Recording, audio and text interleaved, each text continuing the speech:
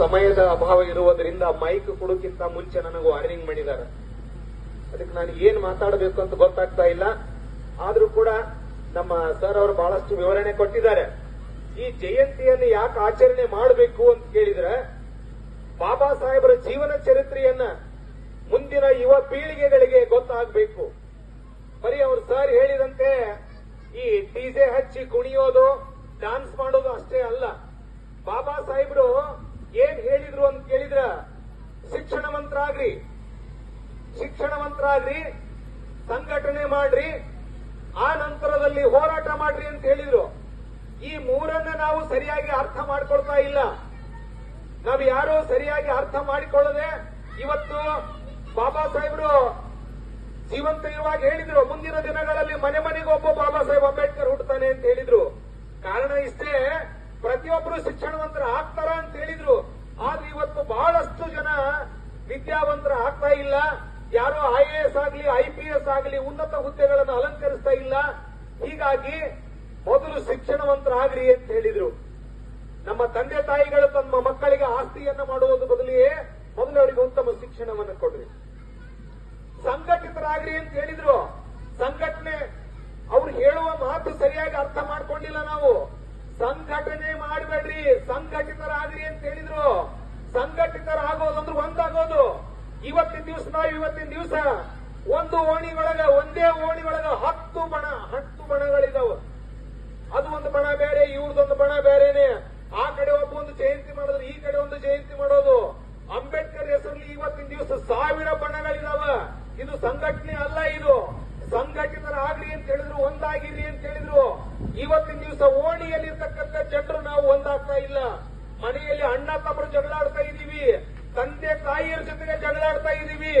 ಇಂಥ ಆಚಾರ ವಿಚಾರಗಳನ್ನು ಇಟ್ಕೊಂಡು ಬಾಬಾ ಸಾಹೇಬರ ಜಯಂತಿಯನ್ನು ಆಚರಣೆ ಮಾಡಿದ್ರೆ ಸಾರ್ಥಕತೆ ಆಗೋದಿಲ್ಲ. ಅದಕ್ಕೆ ಸಂಘಟಿತರಾಗ್ರಿ ಅಂತ ಹೇಳಿದ್ರು. ಶಿಕ್ಷಣವಂತರಾಗಿ ನಂತರ ಸಂಘಟಿತರಾಗ್ರಿ. ಪ್ರತಿಯೊಂದು ಹಕ್ಕುಗಳು ಇಲ್ಲಿ ಯಾವುದು ತಾನಾಗಿನೇ ಬಂದು ನಿಮ್ಮ ಕಾಲು ಕೆಳಗೆ ಬೀಳೋದಿಲ್ಲ. ಇವತ್ತಿನ ದಿವಸ ನೀವು ಒಂದು ಕೊಡ ನೀರು ಬೇಕು ಅಂತಂದ್ರೆ ಹೋರಾಟ ಮಾಡಬೇಕು. ರೇಷನ್ ಅಂಗಡಿ ಮುಂದೆ ರೇಷನ್ ಬೇಕು ಅಂದ್ರೆ ಹೋರಾಟ ಮಾಡಬೇಕು. ಆಧಾರ್ ಕಾರ್ಡ್ ಮಾಡಬೇಕು ಅಂದ್ರೆ ಹೋರಾಟ ಮಾಡಬೇಕು. ಯಾವುದೇ ಹಕ್ಕುಗಳು ನಿಮಗೆ ತಂದಿನ ತಾನಾಗಿನೇ ಸಿಗೋದಿಲ್ಲ. ಯಾವಾಗ ನಿಮ್ಮ ಹಕ್ಕುಗಳು ನಿಮಗೆ ಸಿಗೋದಿಲ್ಲ ಆವಾಗ ಹೋರಾಟ ಮಾಡ್ರಿ ಅಂತ ಹೇಳಿದ್ರು. ನಾವು ಹೊಡೆದಾಟಕ್ಕೆ ನಿಂತೀವಿ. ಹೋರಾಟ ಮಾಡ್ರಿ ಅಂತಂದ್ರೆ ಹೊಡೆದಾಟಕ್ಕೆ ನಿಂತೀವಿ. ಬಾಬಾ ಸಾಹೇಬರು ಶಿಕ್ಷಣವಂತರಾದ್ರು. ಇಡೀ ಜಗತ್ತಿನಲ್ಲಿಯೇ ಬಾಬಾ ಸಾಹೇಬರಷ್ಟು ಶಿಕ್ಷಣವನ್ನು ಯಾರೂ ಪಡೆಯಲಿಲ್ಲ. MA, MSc, LLB, PhD, LLD, bar law, MA in psychology, MA in philosophy, MA in history, MA in archaeology, ಏನ್ ಕೋರ್ಸ್ಗಳನ್ನು ಮಾಡಿದ್ರು. ಇವತ್ತಿನ ದಿವಸ ನಾವು ಒಂದೆರಡು ಕೋರ್ಸ್ಗಳನ್ನು ಮಾಡಿಕೊಂಡು ಬಹಳ ಸಾಲಿ ಕಲ್ತೀವಿ ಅಂತ ದಿಮಾಕ್ ಮಾಡ್ತೀವಿ. ಅದಕ್ಕೆ ದಯವಿಟ್ಟು ನಿಮ್ಮ ಮಕ್ಕಳಿಗೆ ಉತ್ತಮವಾದ ಶಿಕ್ಷಣವನ್ನು ಕೊಡ್ರಿ. ಬಾಬಾ ಸಾಹೇಬರು ಇಷ್ಟೆಲ್ಲ ಆದ ನಂತರ ಯಾವತ್ತೂ ಒಂದು ಕಾರ್ಯಕ್ರಮಕ್ಕೆ ಹೋಗ್ಬೇಕಾದ್ರೂ ಒಬ್ಬರೇ ಎಂದು ಹೋಗಿಲ್ಲ ಬಾಬಾ ಸಾಹೇಬರು. ಅಷ್ಟು ಅವರಿಂದ ಜನ ಸಂಘಟಿತರಾಗ್ತಾ ಇದ್ರು. ಯಾವುದೋ ಒಂದು ಮಹಾಣದ ಕೆರೆಯಲ್ಲಿ ಕುಡಿಯುವ ನೀರಿನ ಸತ್ಯಾಗ್ರಹಕ್ಕೆ ಹೋಗ್ಬೇಕಾದ್ರ ಆ ಸಂದರ್ಭದಲ್ಲಿ 5,000 ಜನ ಬಾಬಾ ಸಾಹೇಬರ ಹಿಂಬದಿಯಲ್ಲಿ ಕೈಯಲ್ಲಿ ಕೋಲು ಡೊಂಡಿ ಕಟ್ಟಿಗೆಗಳನ್ನು ಹಿಡ್ಕೊಂಡು ಹೋಗಿದ್ರು. ಬಾಬಾ ಸಾಹೇಬರು ಚೌಡಾರಿ ಕೆರೆಯಲ್ಲಿ ನೀರನ್ನ ಕುಡಿಲಿಕ್ಕೆ ಹೋದಾಗ ಅಲ್ಲಿರ್ತಕ್ಕಂಥ ಸವಣಿಯರ ದೊಣ್ಣೆ ಕಟ್ಟಿಗೆಯಿಂದ ಬಾಬಾ ಸಾಹೇಬರಿಗೆ ಹೊಡಿಲಿಕ್ಕೆ ಬಂದ್ರು. ಒಂದೆರಡು ಹೊಡೆದ್ರು ಕೂಡ. ಆವಾಗ ಬಾಬಾ ಸಾಹೇಬರಿಗೆ ಜನ ಕೇಳಿದ್ರು, ಬಾಬಾ ಸಾಹೇಬ್ರ ಇವ್ರನ್ನ ಬಿಡೋದು ಬೇಡ ಅಂತಂದ್ರು. ಯಾರು ಕಾನೂನನ್ನು ಕೈ ತೆಗೆದುಕೊಳ್ಬೇಡ್ರಿ, ಸುಮ್ಮನೆ ಇದೆ ಅಂತ ಹೇಳಿದ್ರು. ಆ ಸಂದರ್ಭದಲ್ಲಿ 3,000 ಜನ ಗಂಡು ಮಕ್ಕಳು, 2,000 ಜನ ಹೆಣ್ಣು ಮಕ್ಕಳು ಆ ಒಂದು ಚೌಡಾರಿ ಕೆರೆಯ ನೀರಿನ ಪ್ರವೇಶದಲ್ಲಿ ಭಾಗವಹಿಸಿದ್ರು. ಇವತ್ತಿನ ದಿವಸ ಬಾಬಾ ಸಾಹೇಬರ ಜಯಂತಿ ಮಾಡ್ತಾ ಇದ್ದೀವಿ. 10 ರಿಂದ 15 ಮಂದಿ ಅಕ್ಕ ತಂಗಿಯರು ಬಂದಿದ್ದೀವಿ. ಎಲ್ಲಿ ಹೋಯ್ತು ನಿಮ್ಮ ಸಂಘಟನೆ? ಸಂಘಟಿತರಾಗ್ರಿ ಅಂತ ಹೇಳಿದ್ರು, ಒಂದಾಗ್ರಿ. ಇವತ್ತಿನ ದಿವಸ ಬಾಬಾ ಸಾಹೇಬ್ ಅಂಬೇಡ್ಕರ್ ಜಯಂತಿ ಬರೀ ನೀವು ಗೋಡ್ಯಾಳ ಗ್ರಾಮದಲ್ಲಿ ಅಷ್ಟೇ ಅಲ್ಲ, ಇಡೀ ವಿಶ್ವದುದ್ದಕ್ಕೂ ಬಾಬಾ ಸಾಹೇಬ್ ಅಂಬೇಡ್ಕರ್ ಜಯಂತಿಯನ್ನು ಆಚರಣೆ ಮಾಡ್ತಾ ಇದ್ದಾರೆ. ಯಾಕಂತ ಕೇಳಿದ್ರ ಬಾಬಾ ಸಾಹೇಬರು ಬರೀ ಅವರೊಬ್ಬರು ವ್ಯಕ್ತಿ ಆಗಿರಲಿಲ್ಲ, ಅವರು ಇಡೀ ವಿಶ್ವಕ್ಕೆ ಒಂದು ದೊಡ್ಡದಾಗಿರ್ತಕ್ಕಂಥ ಶಕ್ತಿ ಆಗಿದ್ರು. ಆ ಶಕ್ತಿ ಆಗಿದ್ರು ಅಂತ ಹೇಳ್ಬೇಕು ಅಂತ ಕೇಳಿದ್ರೆ, ಇವತ್ತಿನ ದಿವಸ ನೀವು ವಿಧಾನಸೌಧದ ಮುಂದೆ ಹೋಗ್ರಿ, ಪಾರ್ಲಿಮೆಂಟ್ ಮುಂದೆ ಹೋಗ್ರಿ, ಕೊಲಂಬಿಯಾ ವಿಶ್ವವಿದ್ಯಾಲಯದ ಮುಂದೆ ಹೋಗ್ರಿ, ಬಾಬಾ ಸಾಹೇಬರ ಸ್ಟ್ಯಾಚ್ಯೂ ಅಲ್ಲಿ ಮೇಲ್ಗಡೆ ಒಂದು ಕೈ ಮಾಡ್ಕೊಂಡು ನಿಂತ್ಕೊಂಡದ ಬಾಬಾ ಸಾಹೇಬರ ಸ್ಟ್ಯಾಚ್ಯೂ ಅನ್ನ.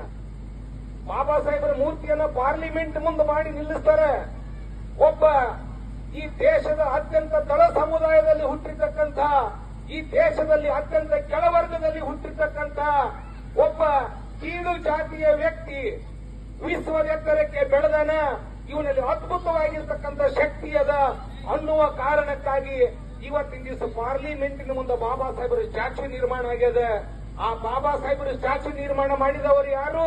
ತಲೆ ಮಾದಿಗರಲ್ಲ, ಕೆಳ ಜಾತಿಯವರಿಲ್ಲ, ಎಲ್ಲ ಸವರ್ಣೀಯರು, ಮೇಲ್ವರ್ಗದ ಜನಾಂಗದವರು. ಯಾಕಂತ ಕೇಳಿದ್ರೆ ಬಾಬಾ ಸಾಹೇಬರು ವಿದ್ವತ್ತು, ಬಾಬಾ ಸಾಹೇಬರ ತಾಕತ್ತು ಇಡೀ ವಿಶ್ವವನ್ನೇ ಮೆಚ್ಚುವಂತಿತ್ತು. ಅಂತ ಅದ್ಭುತವಾಗಿರ್ತಕ್ಕಂಥ ಶಕ್ತಿ ಇರೋದ್ರಿಂದ ಇವತ್ತಿನ ದಿವಸ ಬಾಬಾ ಸಾಹೇಬರ ಜಯಂತಿ ಇಡೀ ವಿಶ್ವದುದ್ದಕ್ಕೆ ಆಚರಣೆ ಮಾಡ್ತಾ ಇದ್ದಾರೆ. ಬಾಬಾ ಸಾಹೇಬರ ಜಯಂತಿ ಹಬ್ಬದಂತೆ ಆಗ್ಬೇಕು. ಎಲ್ಲರ ಮೈ ಮೇಲೆ ಹೊಸ ಬಟ್ಟೆಗಳನ್ನು ತೊಟ್ಕೊಂಡು ಮನೆಯಲ್ಲಿ ಹೋಳಿಗೆ ಊಟ ಮಾಡಬೇಕು. ಅದನ್ನು ಬಿಟ್ಕೊಂಡು ನಾವು ಬೇರೆ ಬೇರೆ ಚಟುವಟಿಕೆಗಳಲ್ಲಿ ತೊಡಗ್ತಾ ಇರ್ತೀವಿ. ಬಾಬಾ ಸಾಹೇಬರು ಬಹಳಷ್ಟು ಒಳ್ಳೆಯ ವಿಚಾರಗಳನ್ನು ಹೇಳಿಕೊಟ್ಟಿದ್ದಾರೆ. ಸ್ವಾಭಿಮಾನದಿಂದ ಬದುಕ್ರಿ, ಸ್ವಾಭಿಮಾನಕ್ಕೆ ಧಕ್ಕೆ ಬರುವಂತ ಕೆಲಸ ಮಾಡಬೇಡ್ರಿ. ನಿಮ್ಗೆ ಎಲ್ಲಿ ಮರ್ಯಾದೆ ಸಿಗ್ತದ ಅಲ್ಲಿ ಹೋಗ್ರಿ. ಮರ್ಯಾದೆ ಸಿಗಲಾರದ ಜಾಗದಾಗ ನೀವು ಹಾಕಿಕೊಳ್ಳುವ ಚಪ್ಪಲಿ ಕೂಡ ಬಿಡಬೇಡ್ರಿ ಅಂತ ಹೇಳ್ಯಾರ. ಅಂಥ ಅದ್ಭುತವಾಗಿರತಕ್ಕಂತಹ ವಿಚಾರಗಳು ಬಾಬಾ ಸಾಹೇಬರು ಹಾಕಿಕೊಟ್ಟಾರೆ. ಈ ಮಹಾಣ ಕೆರೆ ಕುಡಿಯುವ ನೀರು ಬಾಬಾ ಸಾಹೇಬರು ಮುಟ್ಟಿದ ತಕ್ಷಣ ಮೈಲಿಗೆ ಆಯ್ತು ಅಂತ ತಿಳ್ಕೊಂಡು ಮೇಲ್ವರ್ಗದ ಜನಾಂಗದವರು 101 ಆಕಳ ಸೆಗಣಿಯನ್ನು ತಂದು 101 ಆಕಳ ಮೂತ್ರವನ್ನು ತಂದು ಆ ಒಂದು ಕೆರೆಯಲ್ಲಿ ಹಾಕಿ ಅದನ್ನ ಪಾವನ ಪವಿತ್ರಗೊಳಿಸ್ತಾರೆ. ಯಾವ ನದಿ ನೀರಿನಲ್ಲಿ, ಯಾವ ಕೆರೆಯಲ್ಲಿ ಹಂದಿ ನಾಯಿ ನರಿಗಳಿಗೆ ಪ್ರವೇಶ ಇರಲಿಲ್ಲವೋ ಅಲ್ಲಿ ಈ ಒಂದು ಕೆಳ ಸಮುದಾಯದ ಜನರಿಗೂ ಕೂಡ ಪ್ರವೇಶ ಇರಲಿಲ್ಲ. ಅಂತದೆಲ್ಲವನ್ನ ತೊಡೆದು ಹಾಕಿದ್ರು ಡಾಕ್ಟರ್ ಬಾಬಾ ಸಾಹೇಬ್ ಅಂಬೇಡ್ಕರ್ ಅವರು.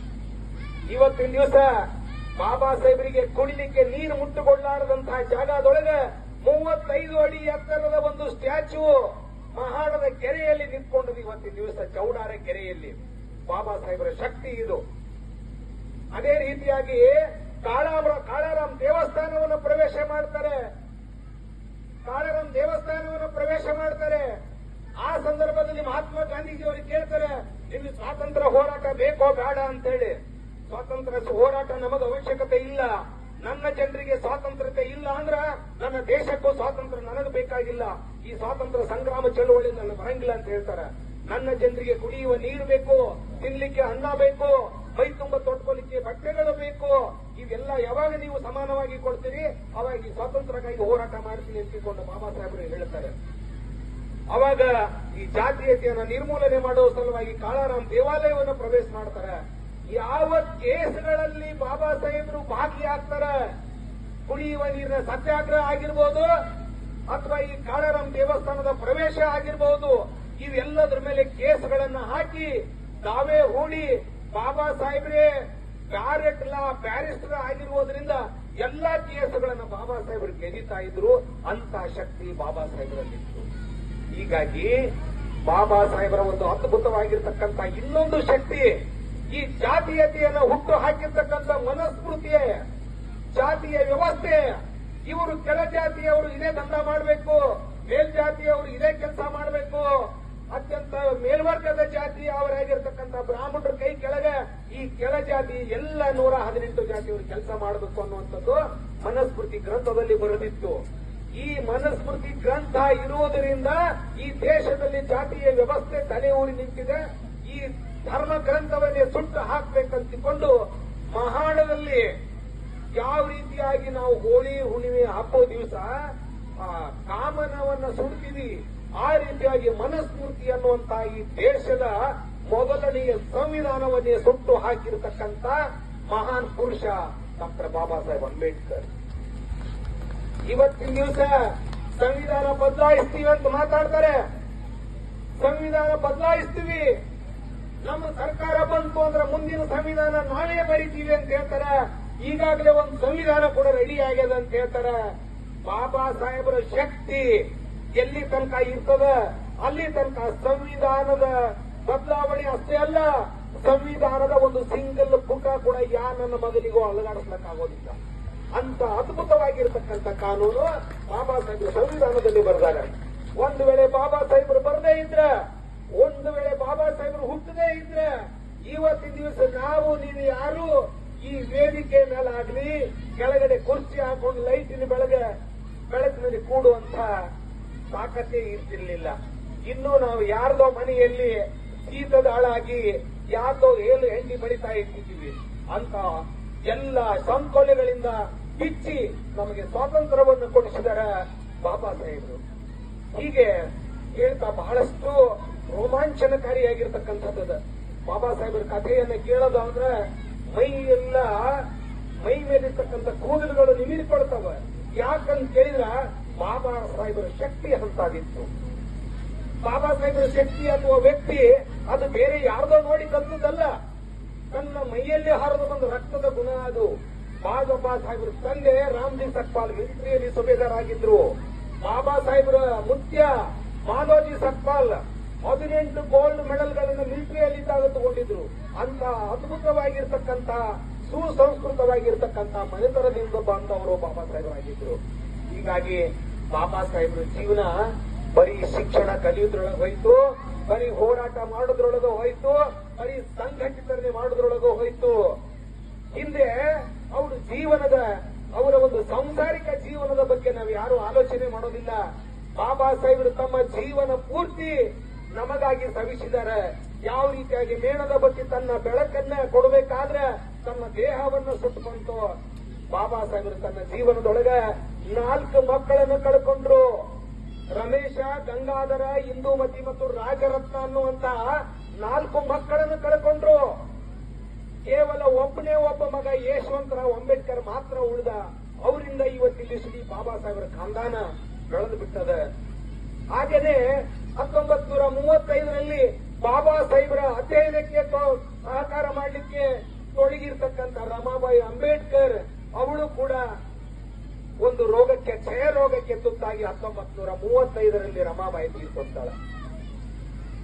ಈ ಎಲ್ಲ ನೋವುಗಳನ್ನ ಬಾಬಾ ಸಾಹೇಬರು ಸಹಿಸಿಕೊಂಡು 1948 ತನಕ ಅವರು ಸುಮ್ಮನೆ ಕೂತ್ಕೊಂಡು ಹುಚ್ಚರಾಗಿ ಏನಪ್ಪ ಏನ್ ಪರಿಸ್ಥಿತಿ ಬಂತು, ನಾನು ಯಾರ ಸಲುವಾಗಿ ಹೋರಾಟ ಮಾಡ್ತಾ ಇದ್ದೆ, ಯಾರ ಸಲುವಾಗಿ ಬಡದಾಡ್ತಾ ಇದ್ದೆ, ನನ್ ಜನ ಏನ್ ಸುಧಾರಣೆನೆ ಆಗ್ತಾ ಇಲ್ಲ ಅಂತ ತಿಳ್ಕೊಂಡು ನಮ್ ಬಗ್ಗೆ ಕಣ್ಣೀರು ಸುರಿಸ್ತಾ ಇದ್ರು.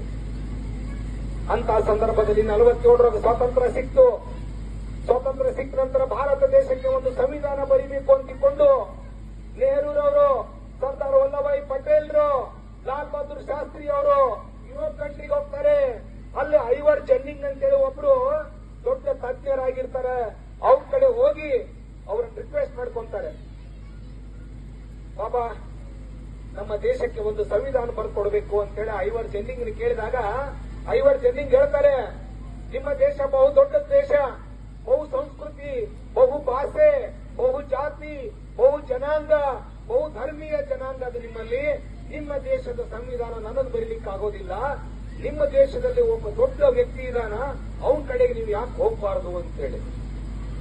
ಅವಾಗ ಯಾರು ಅಂತ ಕೇಳಿದಾಗ ಅಂಬೇಡ್ಕರ್ ಅವರ ಹೆಸರು ಹೇಳ್ತಾರೆ.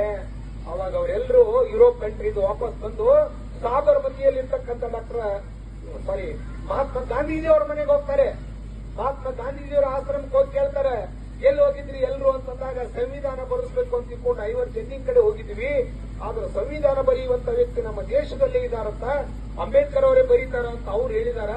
ಇದು ಹೆಂಗ ಅಂತ ಹೇಳಿ ಈ ಜಾತೀಯತೆ ಹಾಗೂ ದುಂಡು ಮೇಜಿನ ಪರಿಷತ್ತಿನಲ್ಲಿ ಗಾಂಧೀಜಿಯವರಿಗೂ ಮತ್ತು ಈ ಅಂಬೇಡ್ಕರ್ ಅವರಿಗೆ ಬಹಳಷ್ಟು ವಾದ ವಿವಾದಗಳು ನಡೆದು ದುಂಡು ಮೇಜಿನ ಪರಿಷತ್ತಿನಲ್ಲಿ ಅಂಬೇಡ್ಕರ್ ಅವರಿಗೆ ಮತ್ತು ಗಾಂಧೀಜಿಯವರಿಗೆ ಜಗಳನೆ ಆಗ್ಬಿಟ್ಟಿತ್ತು. ಇಷ್ಟೆಲ್ಲ ಆದ್ರೂ ಕೂಡ ಗಾಂಧೀಜಿಯವರು ಹೇಳಿದ್ರು, ಇಲ್ಲ ನಮ್ಮ ದೇಶದ ಸಂಸ್ಕೃತಿಯ ಬಗ್ಗೆ ಅಧ್ಯಯನ ಮಾಡಿ ನಮ್ಮ ದೇಶಕ್ಕೆ ತಕ್ಕದಾಗಿರ್ತಕ್ಕಂಥ ಸಂವಿಧಾನವನ್ನು ಬರೆಯುವಂತ ವ್ಯಕ್ತಿ ಬಾಬಾ ಸಾಹೇಬ್ ಅಂಬೇಡ್ಕರ್ ಅವರನ್ನು ಬಿಟ್ಟರೆ ಯಾರ ಕಡೆಯಿಂದ ಆಗೋದಿಲ್ಲ ಅಂತೇಳಿ. ಅವಾಗ ಅವರೆಲ್ಲರೂ ಬಂದು ಏನ್ ಮಾಡ್ತಾರೆ, ಒಂದು ಸಂವಿಧಾನ ಸಮಿತಿಯನ್ನು ರಚಿಸ್ತಾರೆ. ಆ ಸಂವಿಧಾನ ಸಮಿತಿಗೆ ಸದಸ್ಯರಾಗಿ ಬಾಬಾ ಸಾಹೇಬ್ ಅಂಬೇಡ್ಕರ್ ಅವರು ಪಶ್ಚಿಮ ಬಂಗಾಳದಲ್ಲಿ ಒಂದು ಅಲ್ಲಿ ಚುನಾವಣೆ ನಿಂತ್ಕೊಂಡು ಅಲ್ಲಿಂದ ಅವರು ಆಯ್ಕೆಯಾಗಿ ಈ ಸಂವಿಧಾನ ಸಮಿತಿಗೆ ಬರ್ತಾರೆ. ಸಮಿತಿ ಸದಸ್ಯರಾಗಿ ಬರ್ತಾರೆ. ಸಂವಿಧಾನ ಬರೀಬೇಕು ಅಂತ ಬಂದವರಲ್ಲ. ಅಲ್ಲಿ ಏನೋ ನಮ್ಮ ದಲಿತ ಜನಾಂಗಕ್ಕೆ, ಕೆಳವರ್ಗದ ಜನಾಂಗಕ್ಕೆ ಒಂದಿಷ್ಟು ಏನೋ ಕಾನೂನು ಸಲಹೆಗಳು, ಕಾನೂನು ಸಹಾಯವನ್ನು ನೀಡಬೇಕು ಅಂತ ಬಂದವರು ಅವರಿಗೆ ಏನಾಗ್ತದೆ ಅಂತ ಕೇಳಿದ್ರೆ ಅಲ್ಲಿರುವಂತಹ ಎಲ್ಲ 7 ಜನ ಸದಸ್ಯರಲ್ಲಿ 3 ಜನ ಸತ್ತು ಹೋಗ್ತಾರೆ, ಒಂದಿಬ್ರು ಹೊರದೇಶಗಳಲ್ಲಿ ಹೋಗ್ತಾರೆ, ಒಂದಿಬ್ರು ರಾಜಕೀಯ ಮಾಡ್ಕೊಂಡು ಹೋಗ್ತಾರೆ. ಕಟ್ಟ ಕಡೆಯದಾಗಿ ಉಳಿದಿರ್ತಕ್ಕಂಥ ಒಬ್ಬನೇ ಒಬ್ಬ ವ್ಯಕ್ತಿ ಡಾಕ್ಟರ್ ಬಾಬಾ ಸಾಹೇಬ್ ಅಂಬೇಡ್ಕರ್. 290 ಜನರಲ್ಲಿ ಎಲ್ಲಾ ಜನರ ಸದಸ್ಯರ ಅಭಿಪ್ರಾಯಗಳನ್ನು ತಗೊಳ್ಳೋದು, ಅದನ್ನು ಮಂಡನೆ ಮಾಡೋದು, ಸಂವಿಧಾನದ ತಿದ್ದುಪಡಿಗಳನ್ನು ಮಾಡ್ತಾ ಮಾಡ್ತಾ ಸಂವಿಧಾನದ ರೂಪವನ್ನು ತಯಾರು ಮಾಡಿದರು. ಈ ಸಂದರ್ಭದಲ್ಲಿ ಸವಿತಾ ಅಂಬೇಡ್ಕರ್ ಅವರು, ಬಾಬಾ ಸಾಹೇಬ್ ಅಂಬೇಡ್ಕರ್ ಅವರಿಗೆ ಸಂವಿಧಾನ ಬರಲಿಕ್ಕೆ ನೆರವು ಕೊಟ್ಟಿದ್ದಾರೆ. ಈ ಮಾತು ಯಾವತ್ತೂ ಮರೆಯುವಂಗಿಲ್ಲ. ಬಾಬಾ ಸಾಹೇಬರು ಶಿಕ್ಷಣಕ್ಕಾಗಿ, ಈ ದೇಶದ ತ್ಯಾಗಕ್ಕಾಗಿ ಬಾಬಾ ಸಾಹೇಬರಿಗೆ ಸಹಾಯ ನೀಡಿದ ಮೊದಲನೇ ಹೆಂಡತಿ ರಮಾಬಾಯಿ ತೀರ್ಕೊಂಡ ನಂತರ ರಮಾಬಾಯಿಯ ಸ್ಥಾನದಲ್ಲಿ ಬ್ರಾಹ್ಮಣರ ಹೆಣ್ಮಗಳಾಗಿರ್ತಕ್ಕಂಥ ಸವಿತಾ ಅಂಬೇಡ್ಕರ್ ಅವರು ಬಾಬಾ ಸಾಹೇಬರನ್ನ 1948ರಲ್ಲಿ ಮದುವೆ ಆಗ್ತಾರೆ. ಒಂದು ವೇಳೆ ರಮಾಬಾಯಿ ನಂತರದಲ್ಲಿ ಸವಿತಾ ಅಂಬೇಡ್ಕರ್ ಅವರು ಏನಾದ್ರೂ ಬಾಬಾ ಸಾಹೇಬರಿಗೆ 48ರಲ್ಲಿ ಮದುವೆ ಆಗಿದ್ರೆ, ಆಗದೇ ಇದ್ರೆ ಭಾರತೀಯ ಸಂವಿಧಾನ ಬರೀತಕ್ಕ ಬಾಬಾ ಸಾಹೇಬರಿಗೆ ಆಗ್ತಾ ಇರಲಿಲ್ಲ. ಯಾಕಂತ ಹೇಳಿದ್ರೆ ಅದಕ್ಕಿಂತ ಪೂರ್ವದಲ್ಲಿ ಬಾಬಾ ಸಾಹೇಬರಿಗೆ ಎಷ್ಟೋ BP ಇತ್ತು, ಶುಗರ್ ಇತ್ತು, ಮಂಡಿ ನೋವಿತ್ತು, ಹಣ್ಣು ನೋವಿತ್ತು, ಬಹಳಷ್ಟು ಸುಮಾರು 40-50 ವರ್ಷಗಳಿಂದ ಸತತ ಹೋರಾಟದ ಫಲದಿಂದ ಸಾಕಷ್ಟು ಅಪಮಾನಗಳ ಒಂದು ಪ್ರಕ್ರಿಯೆಯಿಂದ ಬಾಬಾ ಸಾಹೇಬರು ಬಹಳ ನೊಂದು ಬೆಂದು ಹೋಗಿದ್ರು. ರಾತ್ರಿ ಹಗಲು ಎನ್ನದ 2 ವರ್ಷ 11 ತಿಂಗಳು 18 ದಿನಗಳ ಕಾಲ ಪರಿಶ್ರಮದಿಂದ ಸಂವಿಧಾನ ರೆಡಿಯಾಗಿ 1950 ಜನವರಿ 26ರಂದು ಸಂವಿಧಾನವನ್ನು ತಂದು ಬಾಬಾ ಸಾಹೇಬರು ನಮಗೆ ಸಮರ್ಪಣೆ ಮಾಡಿದ್ದಾರೆ. ಆ ಸಂವಿಧಾನ ಇವತ್ತಿನ ಎಂತದು ಅಂತ ಹೇಳಿದ್ರೆ ಅದಕ್ಕೆ ಹೋಲಿಕೆ ಮಾಡಲಿಕ್ಕೆ ಭಾರತ ದೇಶ ಬಿಟ್ರೆ ಬೇರೆ ಇನ್ನೊಂದು ದೇಶದಂತ ಸಂವಿಧಾನನೇ ಇಲ್ಲ.